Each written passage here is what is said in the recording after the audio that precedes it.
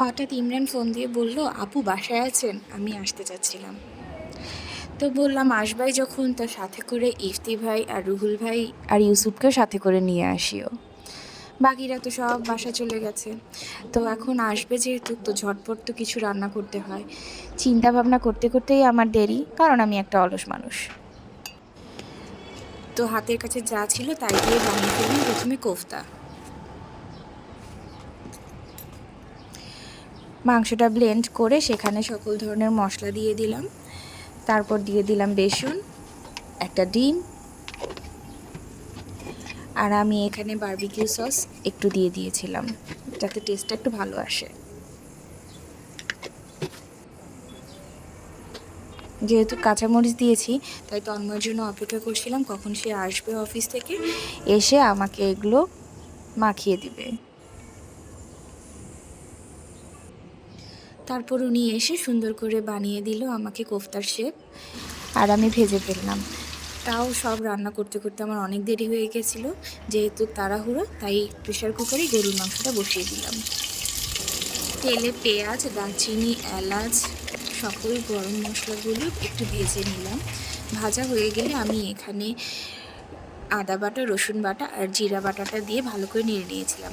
আর মাংসটার মধ্যে আমি সব গুঁড়ো মশলাগুলো দিয়ে ভালো করে মেখে রেখেছিলাম এক সাইডে।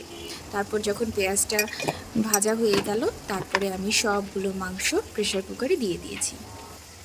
অনেকের কাছেই শুনি প্রেশার কুকারে রান্না করতে নাকি ভয় পায়, প্রেশার কুকারে রান্না নাকি করতে পারে না, কিন্তু আমার না প্রেশার কুকারে রান্না করতে অনেক ভালো লাগে। খুব চটজলদি রান্নার জন্য প্রেশার কুকার বেস্ট।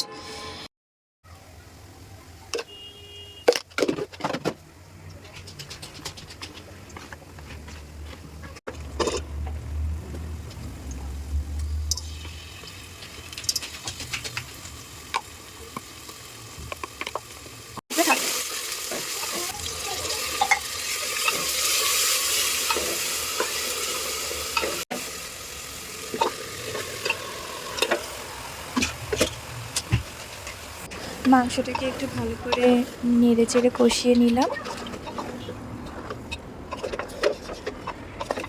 সামান্য কষানো হয়ে গেলে আমি ঢাকনাটা লাগিয়ে দিয়েছি। ব্যাস হয়ে গেছে মজার একটা গরুর মাংস। তারপরে একটু আমি এখানে সামান্য মশলা দিয়ে ফোড়ন দিয়ে নিয়েছিলাম। তারপরে আমি বানিয়েছি বাবা গুনুস, বেগুনের টক যেটাকে বলে। বেগুনটাকে আমি সরিষার তেল দিয়ে চুলায় বসিয়ে দিলাম পুড়ে নেওয়ার জন্য। তারপরে আমি দুটো টমেটোও পুড়ে নিয়েছিলাম।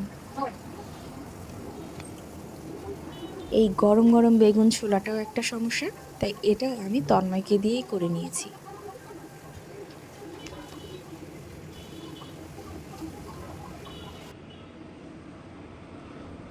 তারপর এটাকে ভালো করে কেটে নিলাম। ঠিক একইভাবে টমেটোটাকেও কেটে নিয়েছি, আর পেঁয়াজগুলো কেটে নিয়েছিলাম কিউব কিউব করে।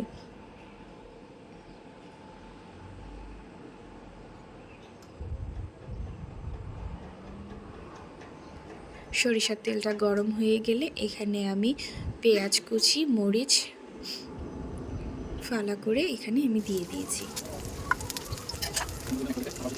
তারপর এটাকে একটু হালকা করে ভেজে নিয়ে এখানে আমি দিয়ে দেবো বেগুনটা।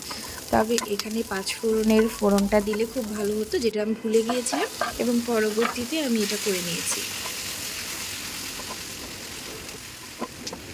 আর এখানে হলুদ, লবণ, গুঁড়ো মশলা, ধনে, জিরার দিয়ে দিব, আর একটু সয়া সস দিয়ে নিব।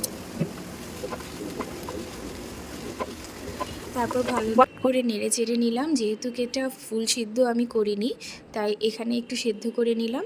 আর যখন সেদ্ধ পুরোপুরি হয়ে যাবে, তখন সেখানে দিয়ে দিব পানিতে ভিজিয়ে রাখা তেঁতুল পানিটা। তেঁতুল পানি দিয়ে ভালো করে নেড়ে নিলাম। তারপর এখানে আমি অ্যাড করে সামান্য পরিমাণ চিনি। বাস এটাও হয়ে গেল।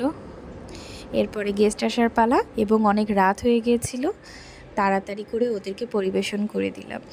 আর খাবারের ছবি তোলার সময়ই হয়নি, তাড়াতাড়ি ওদেরকে বসিয়ে দিয়েছি, কারণ তখন অনেক রাত হয়ে গেছে।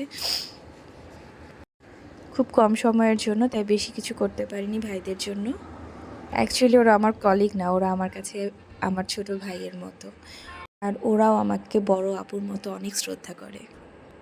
মুয়াজ আর সায়রাকে অনেক মিস করেছিলাম এখানে। আর যাদেরকে ফোন দিয়েছিলাম তারা আসতে পারল না, তাদেরকেও অনেক অনেক মিস করেছি।